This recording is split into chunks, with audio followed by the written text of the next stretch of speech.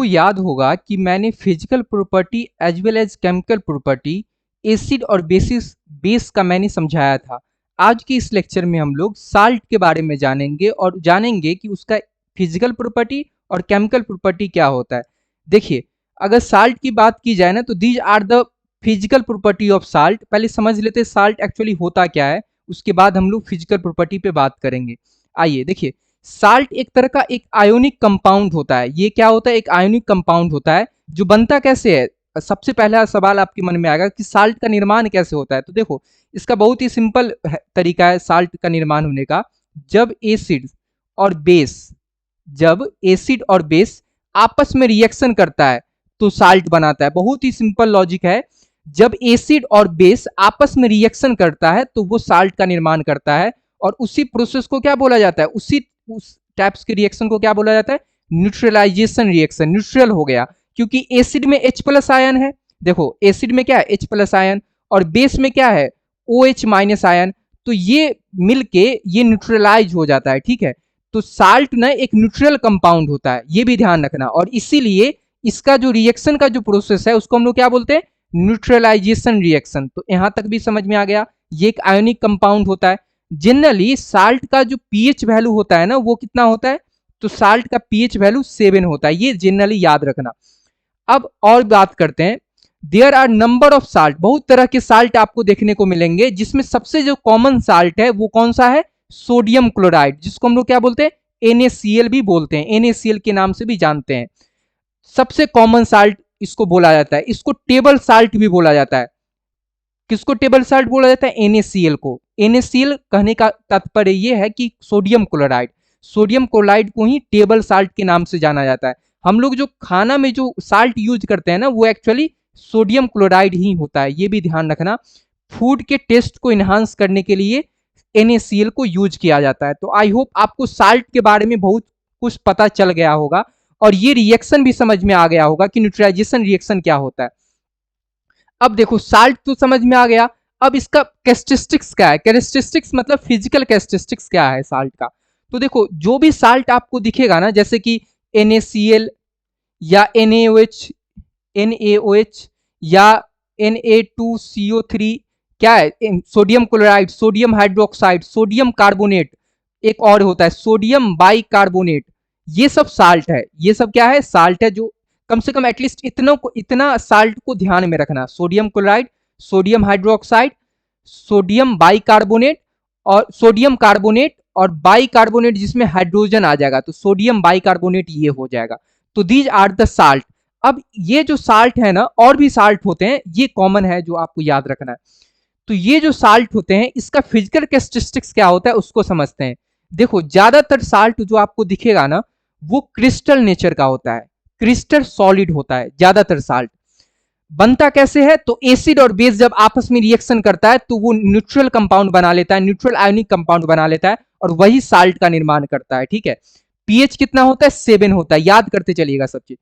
Salt जो होता है ना वो ट्रांसपेरेंट होता है। ठीक है, ओपेक भी बोल सकते हो। ज्यादातर साल्ट, ठीक है, ट्रांसपेरेंट नेचर का होता है, क्रिस्टल लाइन सॉलिड होता है। और आप देखोगे जो भी साल्ट होते हैं वो वाटर में सॉल्युबल होते हैं। जो भी साल्ट होते हैं जैसे कि NaCl, NaOH, sodium carbonate, sodium bicarbonate, इसको अगर वाटर में मिलाते हो तो वो सॉल्युबल हो जाता है, वाटर के साथ घुल जाता है। इसका सबसे कॉमन एग्जांपल तो NaCl ही है। आप NaCl यूज किए होंगे, कभी नमक पानी पिए होंगे, नमक को डाले होंगे वाटर में तो वो सॉल्युबल मतलब घुल जाता है, वाटर के साथ डिजॉल्व हो जाता है। तो ज्यादातर साल्ट वाटर सॉल्युबल होता है। यहां तक भी आपको बात समझ में आ गया। अब नेक्स्ट चलते हैं। Solution of salt conduct electricity in their molten state also. देखो, साल्ट को अगर हम मोल्टेन स्टेट में रख देना, मोल्टेन स्टेट कहने का मतलब क्या हुआ, जरा इसको गौर से सुनिएगा। मोल्टेन स्टेट कहने का मतलब ये हुआ कि अगर कोई साल्ट है, जैसे कि मैंने यहाँ पे NaCl लिया, सबसे प्यारा एग्जांपल यही है NaCl। तो सोडियम क्लोराइड एक तरह का साल्ट है। अब इस साल्ट को मैं वाटर के साथ मिला दूं, ठीक है, या फिर ये मोल्टेन स्टेट में है, इसमें कुछ मॉइस्चर है, वाटर मॉलिक्यूल है, तो साल्ट के साथ कुछ मॉइस्चर होगा, वाटर मॉलिक्यूल होगा, तो वही मोल्टेन स्टेट है। तो जब भी साल्ट मोल्टेन स्टेट में होगा ना तो उस होके इलेक्ट्रिसिटी कंडक्ट करेगा, ये बात ध्यान रखिएगा। तो solution of salt conduct electricity. क्यों कंडक्ट करेगा इलेक्ट्रिसिटी को? क्योंकि वो मोल्टेन स्टेट में है। तो उसमें H+ और OH- मतलब आयन के फॉर्म में हो गया ना। साल्ट क्या है, आयन के फॉर्म में। जब भी साल्ट मोल्टेन स्टेट में होगा तो वो आयन के फॉर्म में होगा। और इलेक्ट्रिसिटी कंडक्ट करने के लिए क्या चाहिए, आयन चाहिए। इलेक्ट्रिसिटी को कंडक्ट कौन करवाता है, आयन कंडक्ट करवाता है। तो मोल्टेन स्टेट में है तो इजिली इलेक्ट्रिसिटी कंडक्ट करेगा। तो आई होप आपको ये भी समझ में आ गया होगा। नेक्स्ट कैरेक्टरिस्टिक्स है, जो भी साल्ट होता है ना वो सावर, स्वीट और बीटर, ये साल्ट का फिजिकल कैरेक्टरिस्टिक्स है। नेचुरल साल्ट जो होता है ना वो ऑर्डरलेस होता है, ठीक है, ये भी ध्यान रखना है। और ज्यादातर साल्ट जो आपको दिखेगा ना वो कलरलेस नेचर का होता है, ठीक है। साल्ट कैन बी कलरलेस, और कुछ साल्ट कलर्ड भी हो सकते हैं, लेकिन ज्यादातर साल्ट जो होता है वो कलरलेस होता है, उसका कोई कलर नहीं होता है। लेकिन ऐसा जरूरी नहीं है कि साल्ट है तो वो कलरलेस ही होगा। साल्ट कैन बी कलर्ड, ठीक है, उसमें कलर देखने को मिल सकता है, लेकिन ज्यादातर साल्ट कलरलेस होते हैं, ये ध्यान रखना। अब कुछ यहां पे देख लेते हैं फैमिली ऑफ साल्ट। देखो फैमिली ऑफ साल्ट को ध्यान से सुनना। फैमिली ऑफ साल्ट कहने का मतलब क्या हुआ कि कुछ साल्ट को आप देखोगे ना तो वो एसिडिक नेचर का होगा, कुछ साल्ट को देखोगे तो बेसिक नेचर का होता है। तो अब कहोगे, आपके मन में ये सवाल आएगा कि सर आपने मुझे अभी ये बताया कि साल्ट वो होता है जो न्यूट्रल होता है और उसका pH 7 होता है, तो अब आप क्यों बोल रहे हो कि एसिडिक नेचर का भी साल्ट होता है। देखो ये बात सही है कि साल्ट न्यूट्रल होता है और उसका pH 7 होता है, लेकिन कुछ साल्ट ऐसे भी होते हैं जो एसिडिक नेचर के हो सकते हैं, कुछ साल्ट ऐसे भी हो सकते हैं जो बेसिक नेचर के होते हैं। उसके पीछे लॉजिक क्या है वो आगे हम समझाएंगे। यहाँ फैमिली ऑफ साल्ट में समझते हैं कि salt have a common acid और basic radical are said to belong to the same family. जैसे कि NaCl है या कैल्शियम क्लोराइड है, ये किस फैमिली से बिलोंग कर रहा है, तो ये क्लोराइड फैमिली से बिलोंग कर रहा है। क्यों क्लोराइड फैमिली से बिलोंग कर रहा है, सोडियम क्लोराइड और कैल्शियम क्लोराइड क्लोराइड फैमिली से क्यों बिलोंग कर रहा है, क्योंकि देखो ये इसका जो आयन है ना सोडियम और क्लोराइड, और यहां पर भी देखो कैल्शियम और क्लोराइड, तो दोनों में जो Cl- आयन है ना वो सेम है। तो जब नन मेटल सेम होगा ना तो हम कहेंगे उसको सेम फैमिली से बिलोंग कर रहा है। जैसे कि यहाँ पे सोडियम क्लोराइड यहां पर भी है और कैल्शियम क्लोराइड यहां पर भी है, तो दोनों क्लोराइड मतलब दोनों का नन मेटल क्या है, क्लोराइड है, इसका मतलब ये क्लोराइड फैमिली से बिलोंग कर रहा है। उसी तरीके से देखो यहाँ पे है कैल्शियम क्लोराइड, कैल्शियम क्लोराइड और कैल्शियम सल्फेट, तो ये कौन सा फैमिली से बिलोंग कर रहा है, कैल्शियम फैमिली से। क्यों, क्योंकि यहां पर भी कैल्शियम मेटल है और यहां पर भी कैल्शियम मेटल है, तो दोनों का मेटल साइड सेम है, तो हमने बोल दिया कैल्शियम फैमिली से बिलोंग कर रहा है। आइए नेक्स्ट समझते हैं जिंक फैमिली। ये तीन कॉमन फैमिली है, क्लोराइड फैमिली, कैल्शियम फैमिली और जिंक फैमिली। जिंक फैमिली कहने का मतलब वही कि वैसा साल्ट, सॉरी मैंने बेस गलत बोल दिया, वैसा साल्ट जिसका मेटल पार्ट या फिर नन मेटल पार्ट सेम होगा उसको हम लोग सेम फैमिली में डाल देते हैं। जैसे कि जिंक क्लोराइड और जिंक सल्फेट, तो दोनों का मेटल पार्ट सेम है, तो इसलिए मैंने क्या कह दिया, जिंक फैमिली। तो आई होप आपको समझ में आ गया होगा कि ये तीन फैमिली याद रखिएगा, क्लोराइड फैमिली, कैल्शियम फैमिली और जिंक फैमिली। बहुत ही फैक्चुअल चीज है, बहुत ही कॉमन चीज है जो आपको समझ में आ रहा होगा। अब नेक्स्ट चलते हैं सोडियम क्लोराइड पे कुछ बात कर लेते हैं। सोडियम क्लोराइड, आई होप आपको समझ में आ रहा होगा कि सोडियम क्लोराइड क्या है। सोडियम क्लोराइड एक तरह का साल्ट है जो सबसे कॉमन साल्ट है, और इसके बारे में मैंने क्या बताया था, इसको खाना में हम लोग यूज करते हैं, फूड के टेस्ट को इन्हांस करने के लिए यूज करते हैं। इसका pH 7 होता है जनरली। अब इसका फॉर्मेशन कैसे होता है, आपके मन में यही सवाल आ रहा होगा कि सर अब ये बताओ कि सोडियम क्लोराइड जो हमें दिखता है, ठीक है, जो हम लोग यूज करते हैं, उसका फॉर्मेशन कैसे होता है। तो देखो सोडियम क्लोराइड का फॉर्मेशन होता है जब ये एक बेस है NaOH, NaOH एक बेस है। एक चीज यहां पे इसको हटा लो, ये बेस मैंने लिख दिया था, ठीक है, NaOH बेस होता है न कि साल्ट। तो देखो यहाँ पे मैंने बेस लिया, साल्ट का निर्माण कैसे होता है जरा इस पे विचार कीजिए। सोडियम क्लोराइड क्या है, साल्ट है, साल्ट का फॉर्मेशन हमें देखना है कि कैसे होता है। तो ऑब्वियस सी बात है साल्ट है तो ये किसी ना किसी एसिड और बेस के रिएक्शन से बना होगा। तो NaOH एक बेस है, इसको मैंने रिएक्शन करवा दिया किसके साथ, HCl के साथ। HCl क्या है, एक अपने आप में हाइड्रोक्लोरिक एसिड, तो ये एक अपने आप में एसिड है, ये अपने आप में एक बेस है। ये दोनों मिलके एसिड और बेस मिलके क्या बनाता है, साल्ट बनाता है। तो ये NaCl का निर्माण कर लिया और उसके साथ साथ H2O का निर्माण कर लेगा। याद करो मैंने क्या बताया था, जब एसिड बेस के साथ रिएक्शन करता है तो साल्ट बनाता है और वाटर का निर्माण करता है। तो वही चीज यहां हुआ ना, हमें सोडियम क्लोराइड का रिएक्शन देखना था कि कैसे उसका फॉर्मेशन होता है।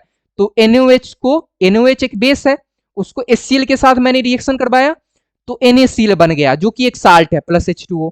तो इस तरीके से सोडियम क्लोराइड का फॉर्मेशन होता है। बहुत ही ज्यादा इंपॉर्टेंट है, डायरेक्ट क्वेश्चन एग्जाम में आ सकते हैं कि write down the formation of sodium chloride. Sodium chloride का फॉर्मेशन होता है, उसका केमिकल रिएक्शन आप लिख के बताइए। तो ये रिएक्शन याद रखिएगा। नेक्स्ट है सोडियम सल्फेट। सोडियम सल्फेट क्या है अपने आप में, ये भी एक साल्ट है, ये भी एक साल्ट है। तो इसका भी रिएक्शन कैसे हुआ होगा, कोई एक एसिड रहा होगा, कोई एक बेस रहा होगा, दोनों मिलके साल्ट का निर्माण कर दिया होगा। तो इसमें जो बेस मिलता है वो है NaOH। इसमें भी NaOH एक बेस है, वो किसके साथ रिएक्शन किया, H2SO4। NaOH H2SO4 के साथ रिएक्शन किया तो क्या बना लिया, Na2SO4। देखो ये सल्फेट सोडियम के साथ मिलके सोडियम सल्फेट बना लिया और H2O का निर्माण कर लिया, यहां से OH और यहां से H2O, तो H2O बन गया। तो यहां सल्फेट देखो, डिस्टिंग्विश करने की कोशिश करो, सोडियम क्लोराइड कैसे बना, सोडियम हाइड्रोक्साइड HCl के साथ मिला तो NaCl बना।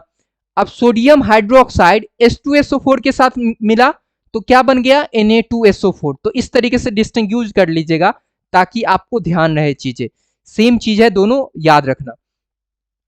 नेक्स्ट है पोटेशियम क्लोराइड, ये भी एक साल्ट है। देखो साल्ट को पहचानने का सिंपल तरीका है, साल्ट को ना आप देखना कि क्या ये आयन में, मतलब इसमें H प्लस और OH माइनस ये दोनों आयन नहीं दिखना चाहिए। जैसे एसिड में H प्लस आयन दिखता है, बेस में OH माइनस आयन दिखता है, लेकिन जो साल्ट होगा ना उसमें नहीं H प्लस और नहीं OH माइनस आयन दिखता है। तो आइए समझते हैं पोटेशियम क्लोराइड का रिएक्शन। पोटेशियम क्लोराइड ये KOH है, मैं पोटेशियम क्लोराइड बनाना चाहता हूं तो KOH ले लिया, उसको रिएक्शन करवाया HCl के साथ। KOH एक बेस है, HCl एक एसिड है, एसिड और बेस मिलके क्या बनाता है, साल्ट। तो KCl बन गया प्लस H2O का निर्माण करेगा। देखो ना यहाँ पे बहुत ही सिंपल है, यहाँ पे पोटेशियम क्लोराइड के साथ मिलके KCl बनाया और OH H के साथ मिलके H2O बना लिया। ठीक है, तो इस तरीके से KCl का फॉर्मेशन होगा जो कि एक साल्ट है। तो आई होप आपको समझ में आ गया होगा कि किस तरीके से ये काम करता है। अब देखो जो हमारा कॉमन साल्ट है ना उसके बारे में कुछ इंपॉर्टेंट बात कर लेते हैं। कॉमन साल्ट कहने का मतलब क्या हुआ, जो हम लोग कॉमन साल्ट देखते हैं, जो घर में यूज करते हैं, जो हम लोग अपने खाना के टेस्ट को इनहांस करने के लिए यूज करते हैं।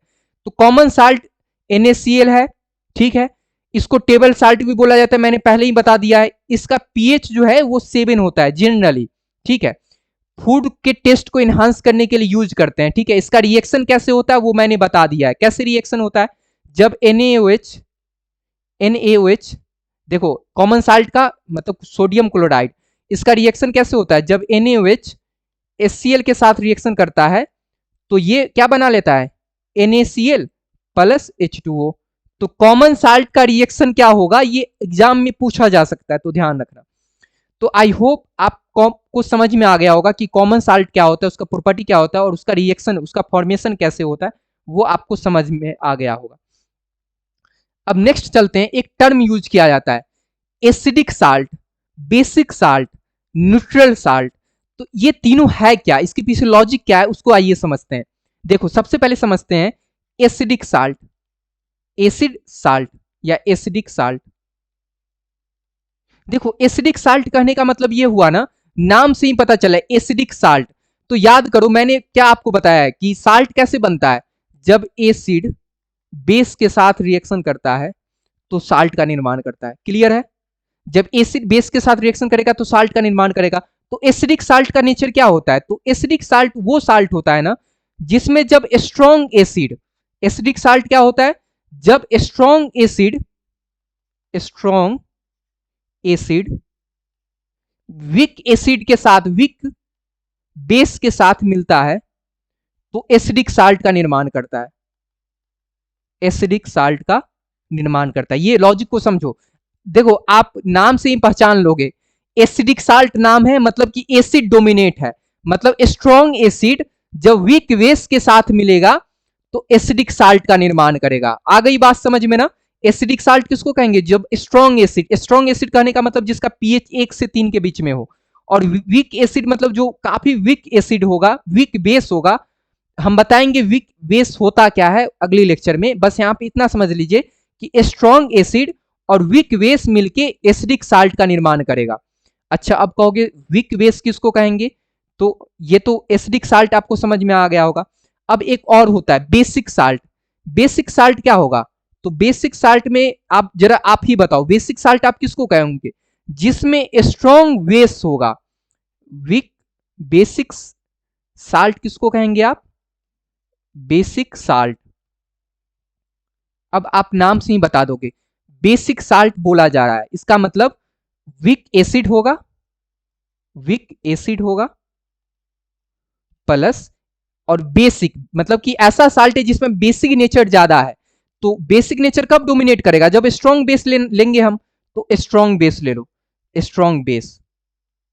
ये बहुत ही लॉजिकल है। तो ये बेसिक साल्ट का निर्माण कर देगा, बेसिक साल्ट का निर्माण कर देगा। स्ट्रॉन्ग एसिड, एसिडिक साल्ट कब बनेगा? जब स्ट्रॉन्ग एसिड होगा। बेसिक साल्ट कब बनेगा? जब स्ट्रॉन्ग बेस होगा। ये बहुत ही लॉजिकल है, जो आपको याद हो जाएगा।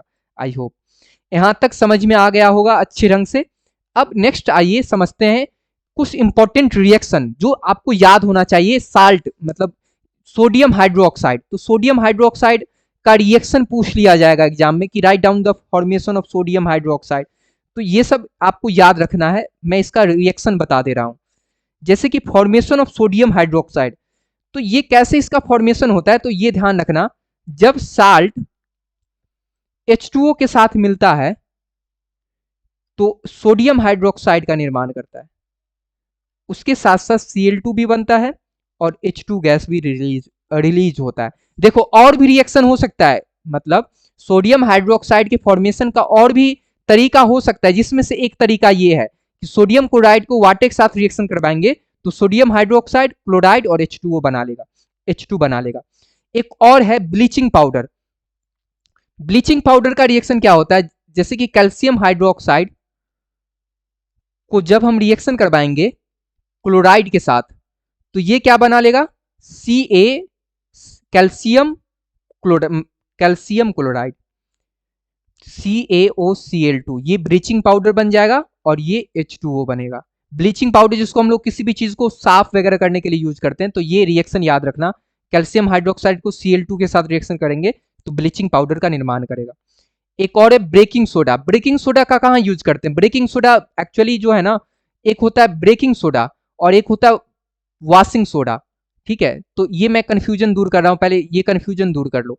दो चीज होता है, एक ब्रेकिंग सोडा होता है, एक वॉशिंग सोडा। वॉशिंग सोडा जो हम लोग कपड़ा वगैरह धोने के लिए यूज करते हैं, किसी भी चीज को साफ करने के लिए यूज करते हैं। और जो सोडा हम लोग फूड में यूज करते हैं ना, वो हो गया ब्रेकिंग सोडा। तो ब्रेकिंग सोडा में ये होता है सोडियम बाइकार्बोनेट, जबकि वॉशिंग सोडा में सोडियम कार्बोनेट होता है। ये याद रखना है, ये वॉशिंग सोडा में होता है, ये ब्रेकिंग सोडा में। अंतर सिर्फ हाइड्रोजन का है, ब्रेकिंग सोडा में हाइड्रोजन आ गया जबकि वॉशिंग सोडा में हाइड्रोजन नहीं होता है, ये भी ध्यान रखना। तो आई होप आपको समझ में आ गया होगा कि ब्रेकिंग सोडा और वॉशिंग सोडा में क्या अंतर होता है। तो ये आज का लेक्चर हमारा रहा, जिसमें मैंने बताया साल्ट क्या होता है, साल्ट का फिजिकल केमिकल प्रॉपर्टी क्या होता है, उसके साथ साथ साल्ट का जो और भी कुछ इंपॉर्टेंट कंसेप्ट था वो मैंने इस लेक्चर के माध्यम से समझाने की कोशिश किया। आई होप आपको लेक्चर समझ में आया होगा। अगर समझ में आया तो please hit the like button and also subscribe this channel. Okay, thank you for listening.